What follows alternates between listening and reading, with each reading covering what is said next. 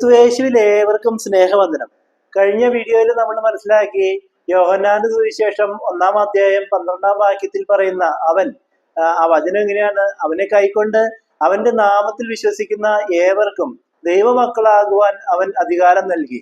അപ്പോ ഇവിടെ ഈ 12-ാം വാക്യത്തിൽ പറയുന്ന അവൻ അത് യേശു അല്ല, അത് ദൈവവചനമാണെന്നാണ് നമ്മൾ കഴിഞ്ഞ വീഡിയോയിൽ ചിന്തിച്ചത്. അപ്പൊ കഴിഞ്ഞ വീഡിയോയിൽ നമ്മൾ മനസ്സിലാക്കി ഇങ്ങനെ ഈ ദൈവവചനം ഹൃദയത്തിൽ സ്വീകരിച്ചവരെല്ലാവരും പ്രകാശമുള്ളവരായി തീർന്നു.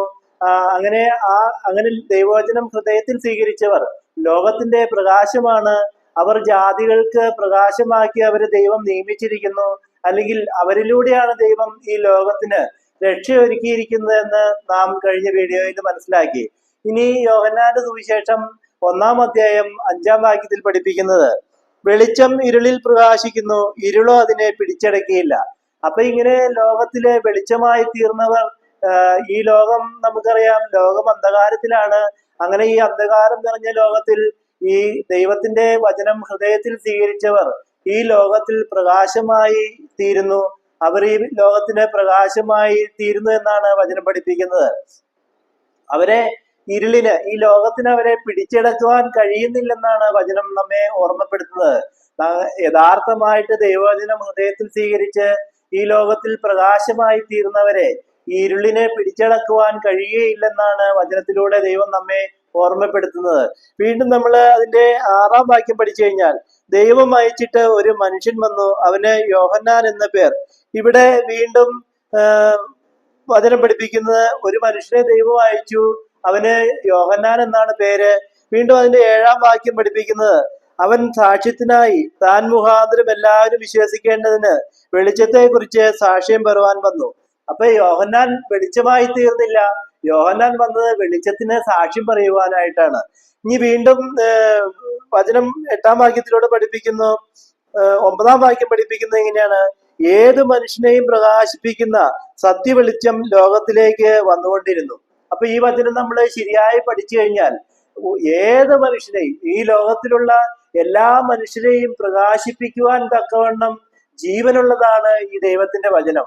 അങ്ങനെ ആ ദൈവത്തിന്റെ വചനം ലോകത്തിലേക്ക് വന്നുകൊണ്ടിരുന്നു എന്നാണ് വചനം പഠിപ്പിക്കുന്നത്. അപ്പൊ നാം തിരിച്ചറിയേണ്ടത്, ആരൊക്കെ ഈ ദൈവത്തിന്റെ വചനം സ്വീകരിക്കുന്നുവോ അവരെ എല്ലാവരെയും പ്രകാശിപ്പിക്കുവാൻ തക്ക ശക്തിയുള്ളതാണ് ദൈവത്തിന്റെ വചനം. അതുകൊണ്ടാണ് യേശു, നമ്മൾ കഴിഞ്ഞ വീഡിയോയിൽ പറഞ്ഞതുപോലെ, നമ്മൾ മനസ്സിലാക്കിയതുപോലെ, യേശു പറഞ്ഞു, ഞാൻ ലോകത്തിന്റെ പ്രകാശമാണ്. അപ്പോൾ യേശു ഈ പ്രകാശമായ ദൈവവചനം സ്വീകരിച്ചപ്പോഴാണ് യേശു പ്രകാശമുള്ളവരായി തീർന്നത്.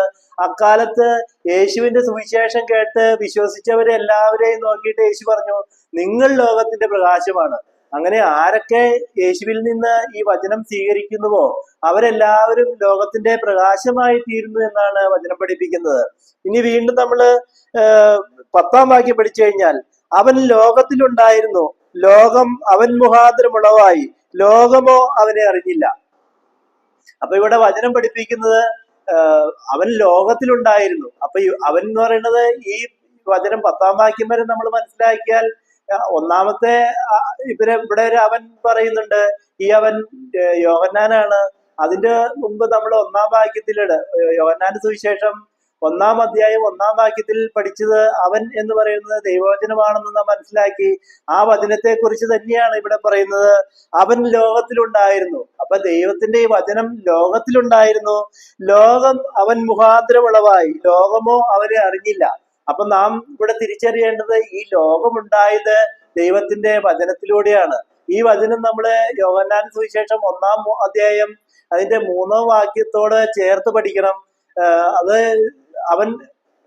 സകലവും അവൻ മുഖാന്തരം ഉളവായി, അവനെ കൂടാതെ ഒന്നും ഉളവായതല്ല. അപ്പൊ സകലതും വചനത്തിലൂടെയാണ് ഉണ്ടായത്, ഈ വചനം കൂടാതെ ഒന്നും ഉണ്ടായില്ല എന്നാണ് വചനം പഠിപ്പിക്കുന്നത്. വീണ്ടും അതിന്റെ 11-ാം വാക്യം പഠിച്ചു കഴിഞ്ഞാൽ, അവൻ സ്വന്തത്തിലേക്ക് വന്നു, സ്വന്തമായവരോ അവനെ കൈക്കൊണ്ടില്ല. അപ്പൊ സ്വന്തമായവരിലേക്ക് ഈ അവൻ വന്നു, പക്ഷെ അവനെ ആരും കൈക്കൊണ്ടില്ല, അല്ലെങ്കിൽ അവനെ ആരും സ്വീകരിച്ചില്ലെന്നാണ് വചനം പഠിപ്പിക്കുന്നത്. അപ്പൊ ഈ വചനം കേൾക്കുമ്പോൾ നമുക്കൊരു സ്വാഭാവികമായിട്ടും മനുഷ്യനൊരു സംശയം വരും, അവൻ സ്വന്തമായവരിലേക്ക് വന്നു എന്ന് പറയുമ്പോ യേശുവിന്റെ സ്വന്തം ജനമായ യഹൂദന്മാരുടെ ഇടയിലേക്ക് വന്നു. പക്ഷെ യഹൂദന്മാർ അവനെ കൈക്കൊണ്ടില്ല, അല്ലെങ്കിൽ അവനെ സ്വീകരിച്ചില്ല. അപ്പൊ ഈ അവൻ എന്ന് പറയുന്നത് യേശു ആണെന്നാണ് ലോകം ചിന്തിക്കുന്നത്. എന്നാൽ ഈ അവൻ എന്ന് പറയുന്നത് യേശു അല്ല, അത് വചനമാണെന്ന് നാം മനസ്സിലാക്കി. അതാണ് 3-ാം വാക്യത്തിൽ പറയുന്നത്, സകലവും അവൻ മുഖാന്തരം ഉളവായതൊന്നും അവനെ കൂടാതെ ഉളവായതല്ല. അപ്പൊ ഇവിടെ 10-ാം വാക്യം പഠിപ്പിക്കുന്നത് ലോകം അവൻ മുഖാന്തരം ഉളവായി, ലോകമോ അവനെ അറിഞ്ഞില്ല. അപ്പൊ ഈ വചനം മൂലമാണ് ലോകം ഉണ്ടായതെന്ന് ലോകം മനസ്സിലാക്കിയില്ല, അല്ലെങ്കിൽ അറിഞ്ഞില്ല എന്നാണ് വചനം പഠിപ്പിക്കുന്നത്. ലോകം മനസ്സിലാക്കി വെച്ചിരിക്കുന്നത് യേശുവിലൂടെയാണ് ലോകം സൃഷ്ടിക്കപ്പെട്ടത് എന്നാണ്. എന്നാൽ വചനം പഠിപ്പിക്കുന്നത് വചനത്തിലൂടെയാണ്. ദൈവവചനം പഠിപ്പിക്കുന്നത് ദൈവത്തിന്റെ വചനത്തിലൂടെയാണ് ഈ ലോകം ഉണ്ടായത് എന്നാണ്. ഇനിയാണ് നമ്മൾ പഠിച്ച വചനം വരുന്നത്, അവനെ കൈക്കൊണ്ട് അവന്റെ നാമത്തിൽ വിശ്വസിക്കുന്ന ഏവർക്കും ദൈവമക്കളാകുവാൻ അവൻ അധികാരം കൊടുത്തു. അപ്പൊ ഈ ദൈവത്തിന്റെ വചനത്തെ സ്വീകരിച്ച് അവന്റെ വചനത്തിന്റെ നാമം വിശ്വസിക്കുന്ന ഏവർക്കും ദൈവമക്കളാകുവാൻ അവൻ അധികാരം കൊടുത്തു എന്നാണ് വചനത്തിലൂടെ നാം മനസ്സിലാക്കുന്നത്. അപ്പൊ ദൈവവചനം ആര് ഹൃദയത്തിൽ സ്വീകരിക്കുന്നുവോ, ആ ദൈവവചനത്തിന്റെ നാമത്തിൽ വിശ്വസിക്കുന്നുവോ അവന് ദൈവമക്കളാകുവാൻ അധികാരം കൊടുത്തു. അങ്ങനെ ഒരു അധികാരം ഈ ലോകത്തിൽ ഉണ്ടെന്നാണ് വചനം പഠിപ്പിക്കുന്നത്. അപ്പൊ ലോകം ചിന്തിക്കും പോലെയല്ല, ഈ അവൻ എന്ന് പറയുന്നത് യേശു അല്ല, അവൻ എന്ന് പറയുന്നത് ദൈവവചനമാണ്. ആരൊക്കെ ദൈവവചനം ഈ വചനത്തെ നമ്മൾ ഒന്നുകൂടെ ദൈവജ്ഞാനത്തിൽ പഠിച്ചു കഴിഞ്ഞാൽ അവനെ കൈക്കൊണ്ട് അവന്റെ നാമത്തിൽ വിശ്വസിക്കുന്ന ഏവർക്കും ദൈവമക്കളാകുവാൻ അവൻ അധികാരം കൊടുത്തു. അപ്പൊ ആരൊക്കെയാണോ ദൈവവചനം സ്വീകരിക്കുന്നത്, അവന്റെ നാമം അല്ലെങ്കിൽ ഈ ദൈവത്തിന്റെ നാമം ഈ സ്വീകരിച്ച വ്യക്തിയാണെന്ന് വിശ്വസിക്കുന്നവനാണ് ദൈവത്തിന്റെ മകനായി തീരുന്നതെന്ന് ആണ് വചനം പഠിപ്പിക്കുന്നത്. എന്റെ പേര് ജോഷി എന്നാണ്. അപ്പൊ ഈ ദൈവവചനം സ്വീകരിച്ച് എന്റെ നാമം ജോഷി എന്നാണ് ദൈവത്തിന്റെ നാമം എന്ന് ഞാൻ വിശ്വസിക്കുമ്പോഴാണ് ഞാൻ ദൈവത്തിന്റെ മകനായി തീരുന്നതെന്നാണ് വചനം പഠിപ്പിക്കുന്നത്. അപ്പൊ ആരൊക്കെയാണോ ദൈവത്തിന്റെ വചനം സ്വീകരിച്ച് ആ ദൈവത്തിന്റെ നാമം ഞാനാണ്, ആ സ്വീകരിച്ച ദൈവവചനം സ്വീകരിച്ച വ്യക്തിയാണ് ആ വചനത്തിന്റെ നാമം എന്ന് വിശ്വസിക്കുന്നവരാണ് ദൈവത്തിന്റെ മക്കളായി തീരുന്നതെന്നാണ് വചനം പഠിപ്പിക്കുന്നത്. നമുക്കത് ഒന്ന് മനസ്സിലാക്കാം. ഇവിടെ 2 കൊരിന്ത്യർക്ക് എഴുതിയ ലേഖനം, അപ്പം നമ്മൾ ആദ്യം മനസ്സിലാക്കി ദൈവവചനം സ്വീകരിച്ച് ആ ദൈവവചനത്തിന്റെ നാമം ആ സ്വീകരിച്ച വ്യക്തിയാണെന്ന് വിശ്വസിക്കുന്നവർക്കാണ് ദൈവമക്കളാകാൻ ദൈവം അധികാരം കൊടുത്തേക്കുന്നത്. ഇനി അത് അങ്ങനെ തന്നെയാണോ? ഈ ദൈവവചനം സ്വീകരിച്ചൊരു വ്യക്തി ദൈവത്തിന്റെ നാമമാണോ, അവനാണോ ദൈവത്തിന്റെ നാമം എന്ന് നമുക്ക് ഈ വചനത്തിലൂടെ തന്നെ പരിശോധിക്കാം. നമുക്ക് 2 കൊരിന്ത്യർക്ക് എഴുതിയ ലേഖനം 5-ാം അധ്യായം 20-ാം വാക്യത്തിലൂടെ ആ വാക്യം പഠിച്ചു കഴിഞ്ഞാൽ, ആകയാൽ ഞങ്ങൾ ക്രിസ്തുവിന് വേണ്ടി സ്ഥാനാപതികളായി ദൈവത്തോട് നിരന്നുകൊള്ളുവിനെന്ന് ക്രിസ്തുവിന് പകരം അപേക്ഷിക്കുന്നു, അത് ദൈവം ഞങ്ങൾ മുഖാന്തരം പ്രബോധിപ്പിക്കുന്നത് പോലെയാകുന്നു. അപ്പൊ ഇവിടെ പൗലോസ്ലിഹ ഈ 2 കൊരിന്ത്യർക്ക് ലേഖനം 5-ാം അധ്യായം 20-ാം വാക്യത്തിലൂടെ പഠിപ്പിക്കുന്നത്, ആരൊക്കെയാണോ ക്രിസ്തുവിനെ സ്വീകരിച്ച് ക്രിസ്തുവിനെ സുവിശേഷിക്കുന്നത് അവരെല്ലാവരും ക്രിസ്തുവിന്റെയും ദൈവത്തിന്റെയും അംബാസഡർമാരാണെന്നാണ് വചനം പഠിപ്പിക്കുന്നത്. നമുക്കറിയാം, ഇവിടെ ഒരു അധികാരം ഇങ്ങനെ നിലനിൽക്കുന്നുണ്ട്. അപ്പൊ ദൈവത്തിന്റെ വചനം സ്വീകരിച്ച് ആ ദൈവത്തിന്റെ വചനത്തിന്റെ നാമം ഞാനാണെന്ന് ഞാൻ വിശ്വസിക്കണം. ഇവിടെ പഠിപ്പിക്കുന്നത് ദൈവത്തിന്റെ ഈ 2 കൊരിന്ത്യർക്ക് ലേഖനം 5-ാം അധ്യായം 20-ാം വാക്യത്തിലൂടെ പഠിപ്പിക്കുന്നത്, ഞങ്ങൾ ക്രിസ്തുവിന് വേണ്ടി സ്ഥാനാപതികളായി ആകയാൽ ഞങ്ങൾ ക്രിസ്തുവിന് വേണ്ടി സ്ഥാനാപതികളായി ദൈവത്തോട് നിരന്നുകൊള്ളുവിനെന്ന് ക്രിസ്തുവിന് പകരം അപേക്ഷിക്കുന്നു, അത് ഞങ്ങൾ മുഖാന്തരം ദൈവം തന്നെ പ്രബോധിപ്പിക്കുന്നത് പോലെ ആകുന്നു.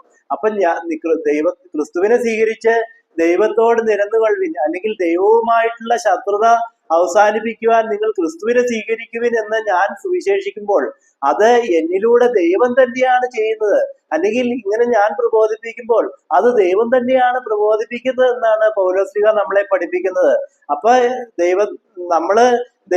നമ്മുടെ അതരത്തിലൂടെ നമ്മൾ സുവിശേഷിക്കുമ്പോൾ അത് ദൈവം തന്നെയാണ് ചെയ്യുന്നതെങ്കിൽ ദൈവത്തിന്റെ നാമം ഞാനെന്ന വ്യക്തിയാണ്. ആരാണോ ഇത് പ്രബോധിപ്പിക്കുന്നത് അവനാണ് ദൈവത്തിന്റെ നാമം. അങ്ങനെ ഇവിടെ വചനം പഠിപ്പിക്കുന്നത്, ആരൊക്കെ ദൈവവചനം സ്വീകരിച്ച് ആ ദൈവത്തിന്റെ നാമം ഞാനാണെന്ന് വിശ്വസിക്കുന്നുവോ അവരെല്ലാവരും ദൈവത്തിന്റെ മക്കളായി തീർന്നു എന്നാണ് വചനം പഠിപ്പിക്കുന്നത്. അപ്പൊ നമ്മള് ഇവിടെ മനസ്സിലാക്കേണ്ടത്, ഇങ്ങനെ ഒരു അധികാരം ദൈവം ലോകത്തിന് നൽകിയിട്ടുണ്ട്. ആരൊക്കെ ദൈവവചനം സ്വീകരിച്ച് ആ ദൈവത്തിന്റെ നാമം ഞാനാണെന്ന് വിശ്വസിക്കുന്നുവോ അവർക്ക് എല്ലാവർക്കും ദൈവമക്കളാകുവാനുള്ള ഒരു അധികാരം ദൈവം കൊടുത്തിട്ടുണ്ട്. ഇനി നമ്മള് റോമർക്ക് എഴുതിയ ലേഖനം അതിനു മുമ്പ് നമ്മള് ഇവിടെ പഠിക്കേണ്ടത്, അപ്പൊ ഇവിടെ യോഹന്നാന്റെ സുവിശേഷം 1-ാം അധ്യായം 1-ാം വാക്യം മുതൽ 12-ാം വാക്യം വരെ പഠിപ്പിക്കുന്നത് ദൈവവചനത്തെ കുറിച്ചാണ്. അപ്പൊ ഇവിടെ ഈ പറയുന്ന അവനെ കൈക്കൊണ്ട് അവന്റെ നാമത്തിൽ വിശ്വസിക്കുക എന്ന് പറയുമ്പോൾ അത് യേശുവല്ല, അത് ശരിക്കും യഥാർത്ഥത്തിലെ ദൈവത്തിന്റെ വചനമാണ്. ദൈവത്തിന്റെ വചനം ഹൃദയത്തിൽ സ്വീകരിച്ച് ദൈവത്തിന്റെ നാമം ഞാനാണെന്ന് വിശ്വസിക്കുന്നവർക്കാണ് ഈ ദൈവത്തിന്റെ മകനായി തീരുവാനുള്ള, അല്ലെങ്കിൽ ദൈവത്തിന്റെ മകനും മകളുമായി തീരുവാനുള്ള അധികാരം ലോകത്തില് നൽകിയിട്ടുള്ളത്. ഇങ്ങനെ ഒരു അധികാരം ലോകത്തില് നൽകിയിട്ടുണ്ട്. നമുക്കറിയാം, നമുക്ക് വോട്ടർ പട്ടികയിൽ പേരുണ്ട്, നമുക്ക് ഇലക്ഷൻ ID കാർഡ് ഉണ്ട് എന്ന് വെച്ചുകൊണ്ട് നമ്മള് ഇലക്ഷന് വോട്ട് ചെയ്യുന്നവരാകുന്നുണ്ടോ? അങ്ങനെ വോട്ട് ചെയ്യുന്നവരാകുന്നില്ല. നമ്മൾ നമ്മുടെ അധികാരം, ഇങ്ങനെ വോട്ടർ പട്ടികയിൽ പേരുണ്ട്, നമുക്ക് ഇലക്ഷൻ ID കാർഡ് ഉണ്ട് എങ്കിൽ നമുക്ക് പോളിംഗ് ബൂത്തിൽ പോയി വോട്ട് ചെയ്യുമ്പോഴാണ് നമ്മൾ വോട്ട് ചെയ്തവരായി തീരുന്നത്. അതുപോലെ തന്നെയാണ് ഇങ്ങനെ ഒരു അധികാരം ലോകത്തിൽ നിലനിൽക്കുന്നുണ്ട്. ആരൊക്കെ ഈ അധികാരം പ്രയോഗിക്കുന്നുവോ അവരാണ് ദൈവത്തിന്റെ മക്കളായി തീരുന്നത്. അതാണ് ഇനി ഇവിടെ നമ്മള് 1-ാം അധ്യായത്തില് 13-ാം വാക്യം പഠിച്ചു കഴിഞ്ഞാൽ, അവർ രക്തത്തിൽ നിന്നല്ല, ജഡത്തിന്റെ ഇഷ്ടത്താലല്ല, പുരുഷത്തിന്റെ ഇഷ്ടത്താലുമല്ല, ദൈവത്തിൽ നിന്നത്രേ ജനിച്ചത്. അപ്പൊ ഇവിടെ നാം മനസ്സിലാക്കേണ്ടത്, ഇവിടെ ഈ 1-ാം അധ്യായം 12-ാം വാക്യത്തിൽ പറയുന്ന അവൻ യേശു ആയിരുന്നെങ്കിൽ ഈ 13-ാം വാക്യം എങ്ങനെ സംസാരിച്ചേനെ? അവർ രക്തത്തിൽ നിന്നല്ല, ജഡത്തിന്റെ ഇഷ്ടത്താലല്ല എന്നല്ല വരുന്നത്, അവൻ എന്നല്ലേ വരുള്ളൂ. അവൻ രക്തത്തിൽ നിന്നല്ല, ജഡത്തിന്റെ ഇഷ്ടത്താലല്ല, പുരുഷന്റെ ഇഷ്ടത്താലുമല്ല, ദൈവത്തിൽ നിന്നത്രേ ജനിച്ചത്. അങ്ങനെ വരികയുള്ളൂ. യേശുവിനെ കുറിച്ചാണ് പറയുന്നതെങ്കിൽ. പക്ഷെ ഇവിടെ ഉപയോഗിച്ചിരിക്കുന്നത് ബഹുവചനമാണ്, അവർ എന്നാണ് ഉപയോഗിച്ചിരിക്കുന്നത്. അനന്തജ്ഞാനിയായ ദൈവത്തിനറിയാം യേശുവിന് ശേഷം അനേകർ ദൈവത്തിൽ നിന്ന് ജനിക്കുമെന്ന്. അതുകൊണ്ടാണ് അവിടെ വചനം അവർ എന്ന് ഉപയോഗിച്ചിരിക്കുന്നത്. അപ്പൊ നമ്മുടെ എല്ലാം ഇങ്ങനെ ലോകത്തിൽ ആദ്യമായിട്ട് ദൈവത്തിൽ നിന്ന് ജനിച്ചത് യേശുവാണ്. ഇനി അനേകം പേർ, യേശുവിന് ശേഷം അനേകം പേർ ദൈവത്തിൽ നിന്ന് ജനിക്കുമെന്ന് ദൈവത്തിനറിയാം. അതുകൊണ്ടാണ് അവിടെ വചനം അവർ എന്ന് ഉപയോഗിച്ചിരിക്കുന്നത്. ഇനി നമുക്ക് റോമർക്ക് എഴുതിയ ലേഖനം അതിന്റെ 8-ാം അധ്യായം 10-ലേക്ക് വന്നു കഴിഞ്ഞാൽ,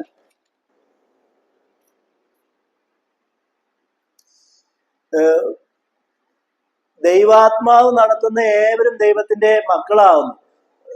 ഇവിടെ വചനം പഠിപ്പിക്കുന്നത് ആരൊക്കെയാണോ, ഇപ്പൊ ഇവിടെ ഒരു അധികാരം ലോകത്തില് നിലനിൽക്കുന്നുണ്ട്. ദൈവത്തിന്റെ വചനം സ്വീകരിച്ച് ദൈവത്തിന്റെ മകനായി തീരുവാനുള്ള ഒരു അധികാരം ലോകത്തിൽ നിലനിൽക്കുന്നുണ്ട്. അപ്പൊ അധികാരം നമ്മൾ പ്രയോഗിക്കണം, അല്ലെങ്കിൽ അധികാരം നമ്മൾ പ്രയോഗിക്കുമ്പോഴാണ് നമ്മൾ ആ അധികാരിയായി തീരുന്നത്. അപ്പൊ റോമർക്ക് എഴുതിയ ലേഖനം 8-ാം അധ്യായം അതിന്റെ 14-ാം വാക്യം പഠിപ്പിക്കുന്നത് ദൈവാത്മാവ് നടത്തുന്ന ഏവരും ദൈവത്തിന്റെ മക്കളാവുന്നു. അപ്പൊ ഇങ്ങനെ ഒരു അധികാരം ഇവിടെ ലോകത്തിലുണ്ടായിട്ട് കാര്യമില്ല. നമ്മളാ അധികാരം, അപ്പൊ നമ്മള് ദൈവത്തിന്റെ വചനം ഹൃദയത്തിൽ സ്വീകരിച്ച് ആ ദൈവവചനം അനുസരിച്ച് നമ്മൾ നടക്കുമ്പോഴാണ്, അല്ലെങ്കിൽ ദൈവവചനം നമ്മുടെ ഹൃദയത്തിൽ സ്വീകരിച്ച് ആ ദൈവവചനം അനുസരിച്ച് നമ്മൾ ജീവിക്കുമ്പോഴാണ് നമ്മൾ ദൈവത്തിന്റെ മക്കളായി തീരുന്നത്. അങ്ങനെ ആ ദൈവത്തിന്റെ മക്കളും മകനും മകളുമായി തീരുവാനുള്ള ഒരു അധികാരം ഈ ലോകത്തിൽ നിലനിൽക്കുന്നുണ്ട്.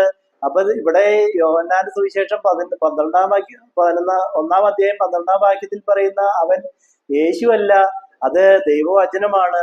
ദൈവവചനം ഹൃദയത്തിൽ സ്വീകരിച്ച് ദൈവവചനത്തിന്റെ നാമം ഞാനാണെന്ന് ആ ദൈവവചനം ഹൃദയത്തിൽ സ്വീകരിച്ചവൻ വിശ്വസിക്കുന്നവർക്കാണ് ദൈവമക്കളാകാൻ ദൈവം അധികാരം നൽകിയിരിക്കുന്നത്. അങ്ങനെ ഈ അധികാരം ആദ്യമായിട്ട് നേടിയെടുത്തത്, ഈ അധികാരത്തിലൂടെ ആദ്യമായിട്ട് ഈ അധികാരം മനസ്സിലാക്കി ആ അധികാരത്തിലൂടെ ദൈവത്തിന്റെ മകനായി തീർന്നത് യേശുവാണ്. അങ്ങനെ നമുക്കറിയാം യേശു ഈ ദൈവവചനം ഹൃദയത്തിൽ സ്വീകരിച്ച് യേശു ജനിക്കുമ്പോൾ യേശു ആയിരുന്നു. എന്നാൽ ഈ ദൈവവചനം ഹൃദയത്തിൽ സ്വീകരിച്ച് യേശു ദൈവത്തിൽ നിന്ന് ജനിച്ചപ്പോൾ യേശു ദൈവത്തിന്റെ പുത്രനായി തീർന്നു. അങ്ങനെ യേശു ക്രിസ്തു ആയി തീർന്നു എന്ന് നമുക്കറിയാം. ഇനി യേശു ദൈവത്തിൽ നിന്നാണോ ജനിച്ചതെന്ന് വചനത്തിലൂടെ നമുക്ക് പരിശോധിക്കാം. അത് നമുക്ക് അടുത്ത വീഡിയോയിൽ ചിന്തിക്കാം. നിങ്ങളെ എല്ലാവരെയും അങ്ങനെ നമ്മൾ ഈ സത്യം മനസ്സിലാക്കി യഥാർത്ഥ ജ്ഞാനത്തിലൂടെ ദൈവജ്ഞാനത്തിലൂടെ അവൻ ദൈവവചനമാണെന്നും ദൈവവചന ഹൃദയത്തിൽ സ്വീകരിച്ച് നാം ഓരോരുത്തരും ഈ ദൈവവചനം അനുസരിച്ച് ജീവിച്ച് ദൈവത്തിന്റെ മകനും മകളുമായി തീരേണ്ടവരാണെന്നും നമുക്ക് യഥാർത്ഥമായിട്ട് മനസ്സിലാക്കാം. അങ്ങനെ യഥാർത്ഥമായ ദൈവജ്ഞാനത്തിലേക്ക് ദൈവം നിങ്ങളെ വഴി നടത്തട്ടെ എന്ന് പ്രത്യേകം പ്രാർത്ഥിച്ചുകൊണ്ട് നിർത്തുന്നു.